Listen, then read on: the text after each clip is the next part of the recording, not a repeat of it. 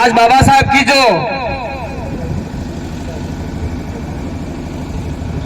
143वीं जयंती है, शायद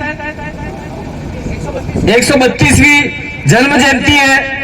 ये जन्म जयंती ये ओड़ा बड़ा बिछीवाड़ा या फिर डूंगरपुर या फिर राजस्थान या फिर भारत देश में ही नहीं, पूरे विश्व में इस जयंती को मनाया जा रहा है। ये पूरे भारत का एक सौभाग्य का दिन है। तो इसी अवसर पर आज हम लोग यहाँ पे अल्प समय में, यह कार्यक्रम हमारा पहले से डिसाइड नहीं था, लेकिन अचानक इस कार्यक्रम को आयोजित किया और आप लोगों ने इस कार्यक्रम को सफल बनाया। इसीलिए हम सभी आपको धन्यवाद करते हैं, आप सभी को जोहार करते हैं, जय आदिवासी कहते हैं, जय भील प्रदेश करते हैं। और हमारे बाबा साहब के जितने भी हम लोग अनुयायी हैं उन सभी की ओर से जय भीम कहते हैं। साथियों, हमको निकलना है, कहीं एमएलए साहब है हमारे साथ में, जितने भी साथी आए, तो भूदेव में एक बहुत बड़ा कार्यक्रम है, वहां पे जाना, इसलिए हम लोगों को पहले बोलना पड़ा। आपका प्रोटोकॉल टूटा, इसलिए हम लोग आपसे माफी चाहते हैं। विशेष करके इस इलाके में जो आदिवासी परिवार का जनजागरण चल रहा है, उसमें हमने हमारे मेमोरेंडम में और हमारे संविधान में, आदिवासी परिवार के संविधान में साफ साफ लिखा था कि जो भी व्यक्ति आदिवासियों के लिए, दलितों के लिए या फिर अन्य पिछड़े वर्गों के लिए जो शोषित है, पीड़ित है, वंचित है, उन लोगों के लिए जो आवाज उठाता है, उनका हम लोग गुणगान करेंगे, उनकी जयंतियां मनाएंगे। लेकिन जिसने हमारे विरोध में काम किया है उनकी जयंतियां हम लोग नहीं मनाते। तो बाबा साहब की जयंती, आदिवासी परिवार का निर्माण नहीं हुआ था, भील प्रदेश विद्यार्थी मोर्चा, मुक्ति मोर्चा, इनका निर्माण नहीं हुआ था। उससे पहले भी हम लोग बाबा साहब की जयंती मनाते आए थे। लेकिन कुछ लोग प्रश्नवाचक चिन्ह लगाते थे कि आदिवासी परिवार वाले बाबा साहब की जयंती नहीं मनाते। लेकिन उस समय में क्या था कि सोशल मीडिया नहीं था, और सोशल मीडिया नहीं होने की वजह से जगह जगह पे हमारे वीडियो या फिर आपके फोटो नहीं पहुंच पा रहे थे, और हम लोग तालमेल बना के हम लोग काम करना चाह रहे थे। हम लोग ज्यादा बात नहीं करेंगे। संविधान की प्रस्तावना में जो लिखा हुआ एक शब्द समानता, बंधुत्वता, तो समानता की बात करते हैं। और बाबा साहब ने प्रस्तावना में लिखा था हम भारत के लोग। तो आज की तारीख में सुप्रीम कोर्ट का जजमेंट भी आ चुका है कि आदिवासी भारत के मूल ओनर हैं, ओनर ऑफ इंडिया है। ये बाबा साहब के संविधान की वजह से आया और 2011 के जजमेंट में आया। तो उसमें साफ लिखा हुआ है प्रस्तावना में समानता का भाव। तो हम देखते आए हैं, अभी देख लीजिए मावली के अंदर पूजा भील एक लड़की थी, जो 9 साल की लड़की, उसके साथ में बलात्कार हुआ, रेप हुआ और उसके 10 टुकड़े करके उसको फेंक दिया गया। उधर देख लीजिए आप जालोर के इलाके में हमारा एक मेघवाल भाई के साथ में पानी पीने गया, एक टीचर ने मारा और उसकी मौत हो गई। तो समानता जो एक शब्द लिखा हुआ है, आज की तारीख में समानता सिर्फ एक कागजी किताब बन के रह गया है, कोई समानता नहीं है। समानता जैसा शब्द सिर्फ किताबों में है, आम धरातल में समानता जैसा शब्द नहीं है।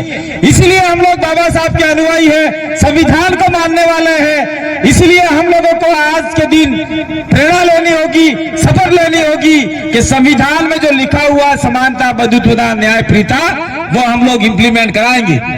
मैं इस मंच के मौके पे कहना चाह रहा हूं कि आज की तारीख में हम लोग जय भीम के नारे लगाते हैं। मैं तमाम जो भी आज देश के अंदर जो भी बाबा साहब की जयंती मना रहे हैं उनको कहना चाहता हूं कि हम लोग जय भीम के नारों से, उद्घोष के साथ में हम लोग जयंती मनाते हैं। लेकिन मात्र ये शाम की 5 से 6 बजे तक ही जय भीम चलता है। शाम को 7 बजते ही आपका भीम के विरोधी जो विचारधारा है, मनुवादी विचारधारा है, उसको ही हम लोग 7 बजे बाद वापिस आरती फारती करके दूसरे शब्दों का उद्बोधन देते हैं। एक दिन के लिए भी बोलना ये कहीं का कोई औचित्य नहीं है। इसलिए हम लोग इस छोटे से गांव में छोटे से कार्यक्रम के मार्फत से पूरे देश के लोगों को कहना चाहते हैं कि आप एक दिन के लिए जय भीम बोल के क्या हासिल करना चाहते हैं। घर के अंदर भीमराव अंबेडकर जी का फोटो नहीं होगा, लेकिन विभिन्न प्रकार के जो अकाल्पनिक लोग हैं, जिनके बहुत सारे हाथ है, बहुत सारे पैर है, बहुत सारे सिर है, उनके फोटो होंगे, लेकिन बाबा साहब का मुझे नहीं लगता कि घर में फोटो होगा।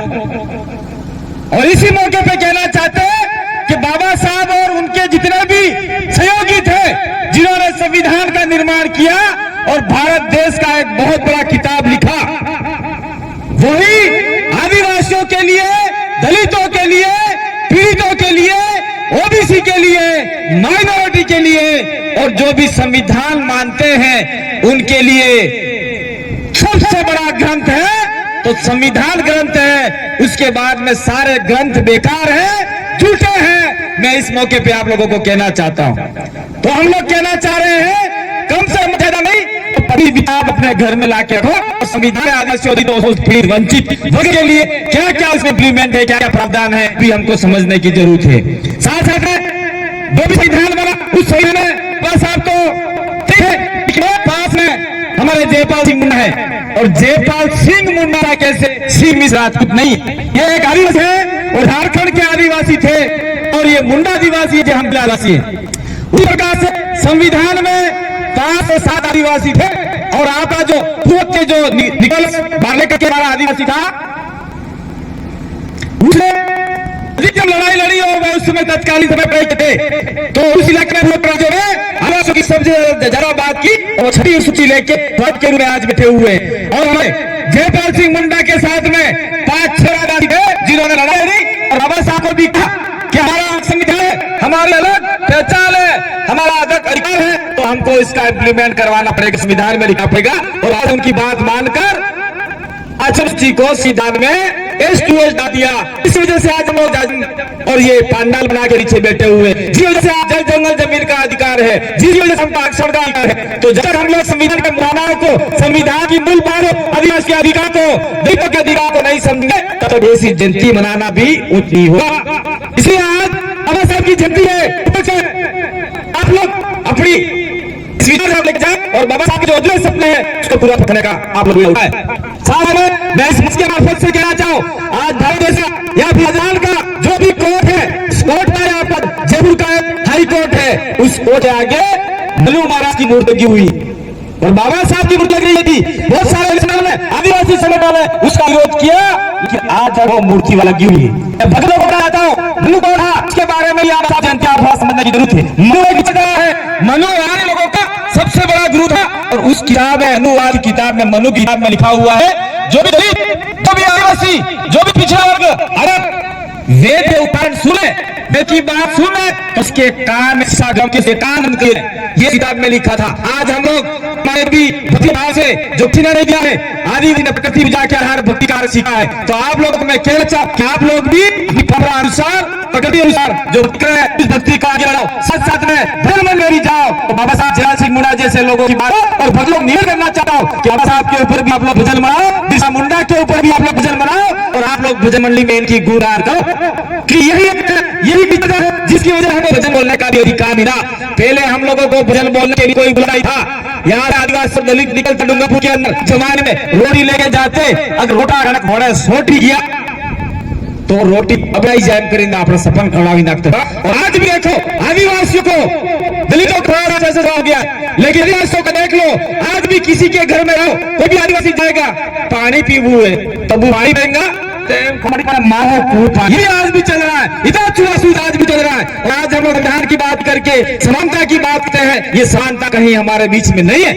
इसलिए स्थिति के लिए हम लोग जरा नहीं हिलकर हमको आगे जाना है। तो हमारे भी में MLA राजकुमार जी, उनकी भी आपको बात सुना है, साथ ही बात करने का मौका हमारे पास नहीं है। हम भी आ रहे थे, या अधिकतम बैठेंगे, हमारे पीछे दुलेश्वर जी, बहुत सारे कर्मचारी भी हैं, सारी बातें बताएंगे। लेकिन ऐसे लोगों को हम जेल भेजना होगा, दिल्ली भेजना होगा, जैसे जैसे अभी हमारा आदमी भेजा जयपुर के अंदर, जो हमारा उसका नाम नहीं ले अभी विधानसभा का व्यक्ति, तो उसमें हमारे एक जलंधर के लड़के ने बोला साहब अपना बड़ा बेटा है तमीर हो, उसने मेरे समय कहा तो कोई बात करे मेरे से तो आ जा। उस व्यक्ति के सामने मुकदमा दर्ज करवा दिया और उसको जेल दबा दिया। तो आदिवासी की बात करने वाले लोग हैं उनको जेल में डाला देते हैं। ऐसे नेता को भी हमको सोचना होगा, समझना होगा। ऐसे नेता को आगे की जरूरत नहीं है। हमारे को आदमी का होगा। मैं 2 बात के बाद विराम दूंगा। अभी देख लो, कुछ समय पूर्व सारे राजपूत इकट्ठा हुए और राजपूतों ने कांग्रेस के बीजेपी के सभी लोग इकट्ठे हुए, जो नेता लोग वो एमएलए भी है वो, उन्होंने फैसला लिया कि हम कोई ऐसा काम राजपूत समाज के विरुद्ध ऐसा काम नहीं करेंगे। और उन्होंने एक नियम लिया कि हमारा मुख्यमंत्री होना चाहिए। बात नहीं भाई, तुम्हारा मुख्यमंत्री हो, तुम एक हो जाओ, तुम्हारा माँ साहब आओ, हम तुम्हारे साथ के विरोधी नहीं है। 2-3 दिन बाद 8 समाज जुटा हुआ। जहाँ समाज ने कहा, कांग्रेस की भी, बीजेपी भी, सारे लोग आज हाजिर बैठे और उन्होंने कहा कि आपकी बात का मुख्यमंत्री होना चाहिए। उसके 2-3 दिन बाद में ब्राह्मण समाज जुटा हुआ और ब्राह्मण समाज ने भी राजस्थान मुख्यमंत्री आदिवासी होना चाहिए ये बात कही। मीडिया में भी आया, अखबार में भी आया, ये भी आया। उसके कुछ दिन बाद 2 अप्रैल के दिन आपके दलित, आदिवासी और कुछ हमारे ओबीसी के भी जेब में इकट्ठा हुए और थोड़ा सा अखबार में आया जो हमारे गुजे और हमारे वक्ताओं ने वहां पे कहा कि आज भी आप ओबीसी भी, आप कांग्रेस भी, आपका ब्राह्मण भी, आपका राजपूत भी राजस्थान का मुख्यमंत्री बना है, आदिवासी यहाँ का मुख्यमंत्री बना है। तो वहां पे दलितों ने भी फैसला लिया कि 2023 में हम लोग एक होके आदिवासी मुख्यमंत्री बनाने का लोग शपथ लेते हैं। तो हम लोगों को यहाँ से समझना है, कांग्रेस और बीजेपी वोट देते तो आदिवासी मुख्यमंत्री नहीं बनेगा। जब भी हमारे कांग्रेस और बीजेपी नेता जो यहाँ पे लड़े हुए हैं वो कहीं गुलाम की श्रेणी में काम कर रहे हैं, उनके मुंह में दही जम गया है। अभी 2 ही एमएलए हमारे राजस्थान में भेजे हैं जो हमारे बीच में राजकुमार रोड और रामप्रसाद डेंडोर, उन्होंने जाके कांग्रेस और बीजेपी के डूंगे बेहरे एमएलए को भी बुलवाना चालू कर दिया है। हम कहते हैं आप लोगों को, हमारे 2024 चुनाव रहा है, चुनाव के अंदर हम लोग पास करें, 17 सीटें हमें बनती है और आसपास की 5 सीटें बनती है। हम लोग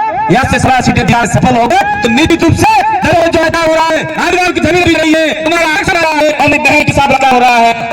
अगर हमारे आशीर्वाद मिले तो आपको कोई नहीं सकता, कोई धमका नहीं सकता, आपके साथ कोई खिलवाड़ नहीं कर सकता। इसके लिए आदिवासी परिवार ले रहा है और भीमराव अंबेडकर जयंती पे हम लोग ये आपसे आना करते हैं। आने वाले समय को देखना दोस्तों, ये रैलियां निकलती रहेगी।